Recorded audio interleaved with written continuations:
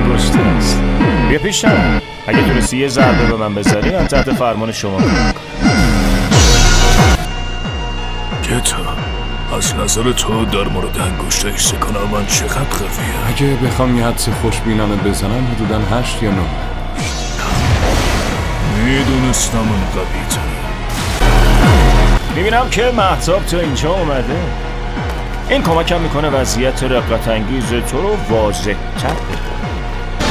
نه جایی نمیری. از سکانام امکان نداره از چنین چیزی صدمه ندیده باشه. پس با تخصص خودت باید میجم.